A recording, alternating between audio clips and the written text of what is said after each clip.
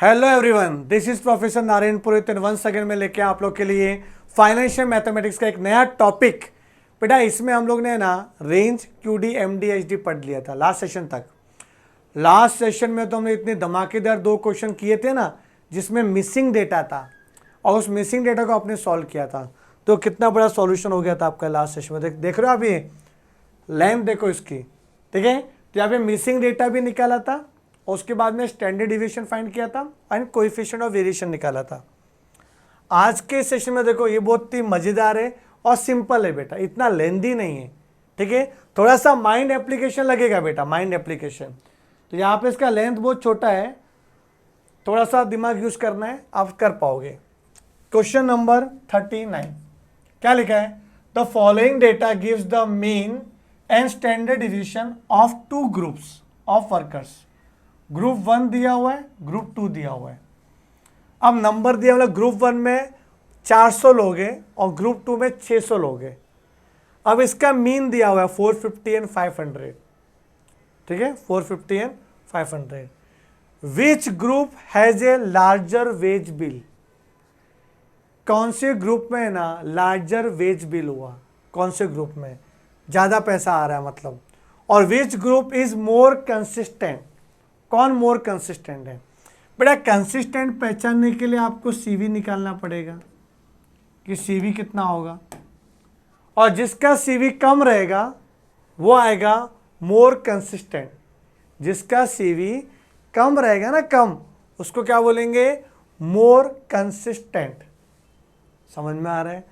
तो यहाँ पे अपने को मोर और लेस की भी बात करनी पड़ेगी। और यहाँ पे ये कैसे निकाले? Which group has a larger wage bill, कौन से ग्रुप के पास वेज बिल ज़्यादा है। तो ये ऑब्जर्वेशन जो मीन दिया हुआ है, मीन किसका मीन दिया हुआ है? ये मीन दिया हुआ है वेजेस का, वर्कर के वेजेस का। मीन का मतलब होता है ऑन एन एवरेज। तो यहाँ पे किसका मीन ज़्यादा है, ग्रुप 1 का कि ग्रुप 2 का? तो ग्रुप 2 का मीन ज़्यादा है ना, 500। मतलब ग्रुप 2 में है ना जितने भी वर्कर है उनका पगार कितना है? 500 रुपये on an average. It is on an average. And group 1 में वर्कर है उनका पगार कितना है? 450 ऑन एन एवरेज। तो इसमें ज़्यादा किधर है? ग्रुप 2 के पास है। तो which group has a larger wage bill? तो group 2 has a larger wage bill. तो जो क्वेश्चन नंबर 1 है इसको सॉल्व करते हैं हम लोग। लिखना पड़ेगा सिंस मीन वेज, ठीक है, mean wage for group 2 is more. समझे? जो मीन वेजेस है, मीन वेजेस ऑफ ग्रुप 2 का वो ज्यादा है। Therefore group 2 has a larger wage bill. बेटा हमारे डिपार्टमेंट में अगर वर्कर काम कर रहे हैं तो उनको पगार तो देना पड़ेगा और आपका बिलिंग करना पड़ेगा। बिलिंग, आप बिलिंग दे रहे हो ना उनको, मतलब पेमेंट कर रहे हो। तो ग्रुप ए, ग्रुप 2 में आप ग्रुप 2 का वेजेस ज़्यादा है ऑन एन एवरेज, तो ग्रुप 2 के पास क्या है? लार्जर वेज बिल होगा। अब सेकेंड कंसिस्टेंट है कि नहीं उसके लिए आपको सीवी निकालना पड़ेगा, सीवी। तो यहाँ पे मैं एक टेबल बना देता हूँ सेकंड के लिए। जैसे यहाँ पे ग्रुप 1 था और ग्रुप 2 है, ओके। देखो टेबल में क्या है कि आपको सबसे पहले तो चाहिए स्टैंडर्ड डिविएशन, ठीक है। वो कितना है? ₹10 और ₹12, ओके। फिर मीन भी चाहिए अपने को, मीन। तो मीन क्या? ₹450 और ₹500। यहाँ तक क्लियर है? अब दोनों दिया है तो आप सीवी निकाल सकते हो। फॉर्मूला क्या सीवी का? Standard deviation upon mean into 100। तो यहाँ पे अप्लाई करना पड़ेगा बेटा। स्टैंडर्ड डिविएशन 10 है, मीन 450 इंटू 100 कितना आएगा बोलो? एज ए परसेंटेज में आएगा 1000 डिवाइड बाय 450,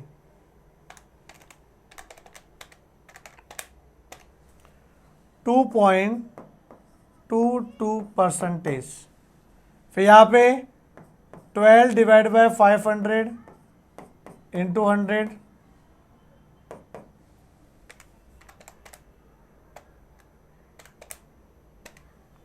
2.4। ये अपना 0.22 और ये 0.4 मतलब 0.40 होता है ऐसा। तो ये 40 पैसा है, ये 22 पैसा है, तो वो ये कम है ना, तो जो कम है वो मोर कंसिस्टेंट होता है, जो कम है वो क्या होता है, मोर कंसिस्टेंट। तो क्या पूछा, which group is more consistent, तो लिखना पड़ेगा सिंस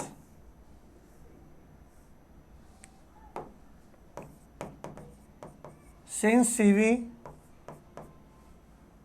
of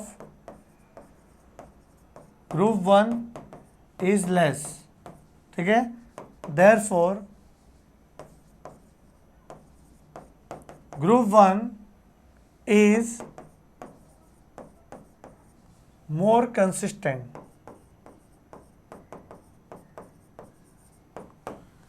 समझ में आ रहा है कि नहीं आ रहा है? तो जिसका CV कम है वो मोर कंसिस्टेंट है। तो ऐसे इसको सॉल्व करना है। इसको आप टेबल के फॉर्म में भी बना सकते थे ऐसा, और अच्छा दिखेगा ये। क्लियर है? तो ये आपने कोई इन्फॉर्मेशन ग्रुप वाइज दिया हुआ है, ये गिवन इन्फॉर्मेशन था, फिर आपने CV निकाला। समझ में आया आपको? चलो आगे देखते हैं। ऐसा और क्वेश्चन करते हैं हम लोग, बहुत सिंपल क्वेश्चन था। वापस से क्वेश्चन नंबर 40 पे आ जाते हैं हम लोग। Find the combined mean and standard deviation for the following. अच्छा, इसमें अपने को है ना कंबाइंड मीन निकालना है और स्टैंडर्ड डिविएशन निकालना है। फिर आगे also find the coefficient of variation for each group and decide which is more consistent. बेटा ये अलग अलग क्वेश्चन पूछा है, इस क्वेश्चन का इससे कुछ लिंक नहीं है, इसका इससे लिंक नहीं है, तो इसको भी पेंडिंग रखता हूं मैं। कंबाइंड मीन और ये मैं सिखाऊंगा आपको मैं क्या होता है कंबाइंड मीन और स्टैंडर्ड डिविएशन। हमने कंबाइंड मीन तो पढ़ा था पहले, आज हम लोग कंबाइंड स्टैंडर्ड डिविएशन भी पढ़ेंगे। बट पहले आप CV निकालो, CV तो निकालने आता है ना आपको। चलो मैं इसको सॉल्व करके बताता हूँ, जो इस सेकंड पार्ट पूछा ना ये वाला ऑल्सो फाइंड वाला, इसको सॉल्व करते हैं। तो यहाँ पे मेल और फीमेल दिया हुआ है, मेल फीमेल। तो यहाँ पे मीन नंबर मतलब मीन दिया हुआ है कितना 170 सेंटीमीटर और 160 सेंटीमीटर। उसके बाद स्टैंडर्ड डिविएशन दिया है कितना 5 सेंटीमीटर और 2 सेंटीमीटर। क्लियर है? तो हमें क्या चाहिए CV, कोएफिशिएंट ऑफ वेरिएशन, तो standard deviation upon mean into 100।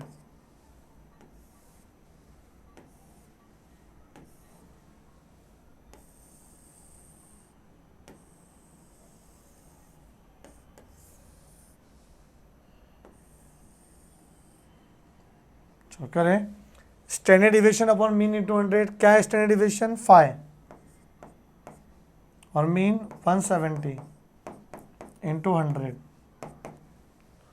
तो 500 डिवाइड बाय 170, 2.94%।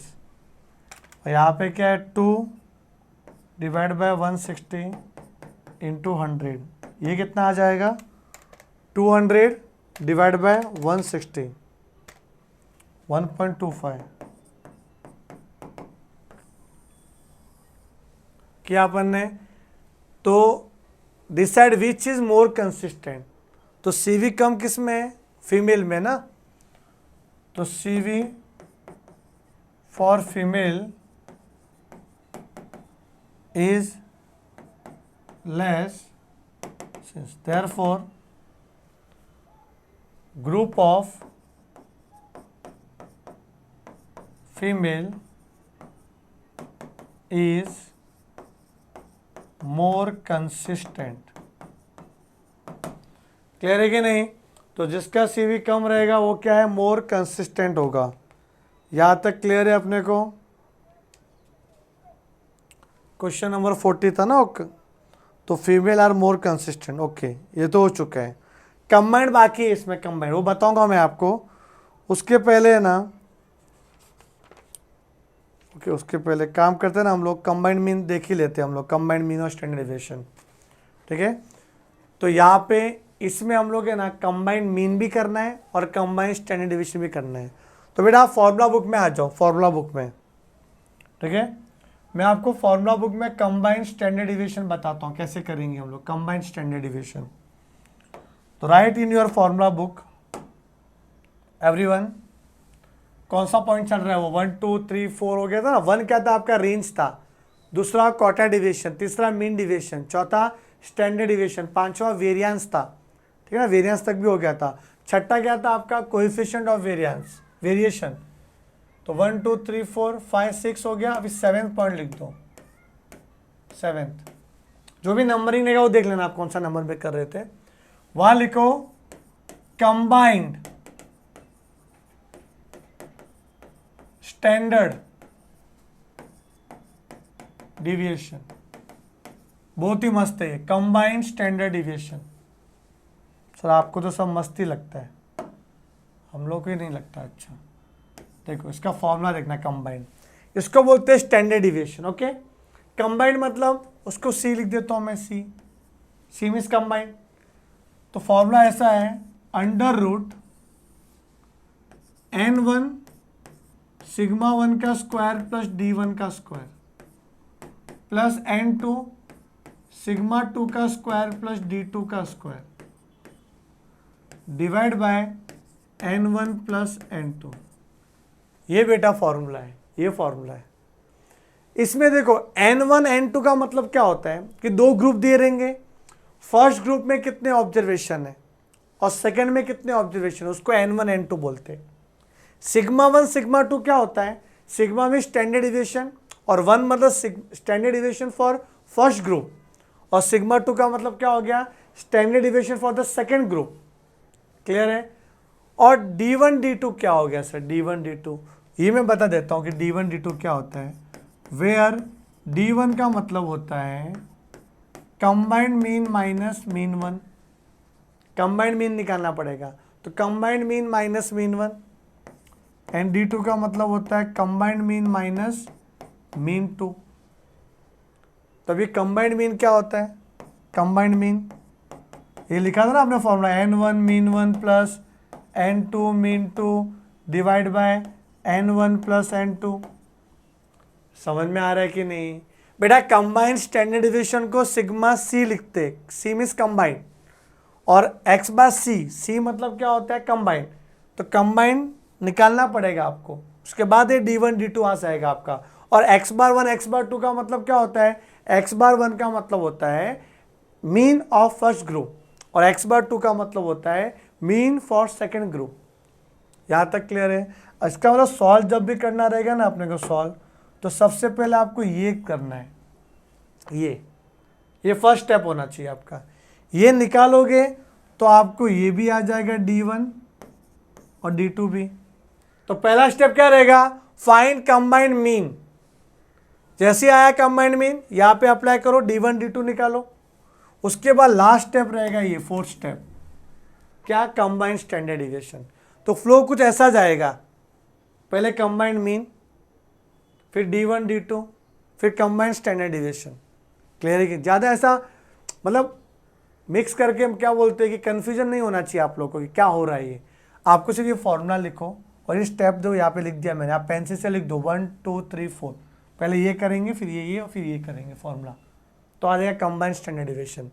तो इसी में आ जाते हैं जो सेम क्वेश्चन जो अपन ने हाथ में लिया है उसको पूरा करेंगे हम लोग। देखो क्या था इसमें, इस वाले क्वेश्चन में देखो, आ जाओ ये वाले क्वेश्चन में। आगे क्या था, यहाँ पे नंबर दिया हुआ है, तो मैंने क्या बोला, जो नंबर दिया है नंबर को लिखने का n1 n2, तो ये n1 है और ये n2 है। क्लियर है, n1 n2 पक्का। फिर मीन दिया हुआ है, तो ये x बार 1 है और ये x बार 2 है। यहाँ तक भी क्लियर है, x बार 1 x बार 2। उसके बाद स्टैंडर्ड डिविएशन, तो ये सिग्मा 1 और ये सिग्मा 2, तो यही तो चाहिए था अपने को। फिर क्या निकालना है, कंबाइंड मीन और स्टैंडर्ड डिविएशन। तो पहले हम लोग कंबाइंड मीन निकालेंगे, कंबाइंड मीन करें, कंबाइंड मीन। ओके, ये क्वेश्चन यहाँ पे लिखा हुआ है, यहाँ पे क्वेश्चन है। तो कंबाइंड मीन में ये वाला फॉर्मूला अप्लाई करेंगे हम लोग। तो यहाँ मैं वापस से लिख देता हूँ, पहले कंबाइंड मीन करेंगे, कंबाइंड मीन। मैं इसका सॉल्यूशन बता रहा हूँ आपको, कंबाइंड मीन।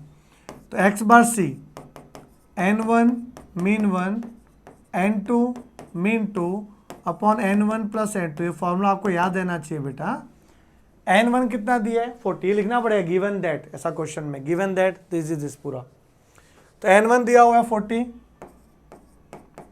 मीन 1 दिया हुआ है 170 प्लस n2 60 और mean 2 160 divide by n1 plus n2 40 plus 60। तो ऊपर वाले को सॉल्व करते थे क्या, 40 into 170 m plus 60 into 160 m plus, फिर MRC दबा दो तो सीधा 16400 आ गया ऊपर वाले का वैल्यू, पूरा प्लस भी कर दिया मैंने साथ में। ठीक है, कैसे करेगा वापस देखना, 40 into 170 m plus 60 into 160 m plus, फिर MRC प्रेस कर दिया तो क्या आया 16400 और डिवाइड बाय 100 164, क्या जाएगा 164। यहाँ तक क्लियर है, ये कंबाइंड मीन आ गया 164। फिर मैंने क्या बोला था, जैसे कंबाइंड मीन आ जाता है तो आपको D1 और D2 ढूंढना पड़ेगा, D1 एंड D2। बता दो मैं D1 D2 क्या होता है। तो D1 का मतलब ये होता है combined mean minus mean 1। Combined mean कितना आया 164 और मीन 1 कितना दिया हुआ है क्वेश्चन में 170, तो ये -6 हो गया, -6 हो गया। वैसे D2 भी चाहिए, D2, तो D2 क्या आएगा, combined mean minus mean 2, combined mean 164 and mean 2 कितना है 160, ये 4 हो जाएगा। समझे कि नहीं।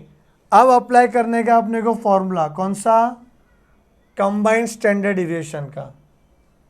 तो कंबाइंड स्टैंडर्ड डिविएशन का फॉर्मूला यूज करेंगे हम लोग, करें, चलो यह ध्यान देना। कंबाइंड स्टैंडर्ड डिविएशन फॉर्मूला लिखा हुआ है वैसे ऊपर मैंने कंबाइंड का, वही मैं चुरा लूँ क्या फॉर्मूला, ये वाला, हाँ कैसा रहेगा, चलो ये चुरा लेता हूँ मैं। तो फॉर्मूला ये लिख देते हैं अपन, इसको मैं यहाँ से हटा देता हूँ, ये क्या कर दिया मैंने, इसको हट गया। ओके, अब यहाँ पे कंबाइंड का ये फॉर्मूला आपको अप्लाई करना पड़ेगा, ये लिखना पड़ेगा फॉर्मूला। ठीक है, ये कंबाइंड स्टैंडर्ड डिविएशन का फॉर्मूला, इसमें वैल्यू पुट कर लो बेटा। अभी लिखना बंद करो आप प्लीज, यहाँ पे ध्यान देना। अभी क्या है ये, n1 कितना है 40,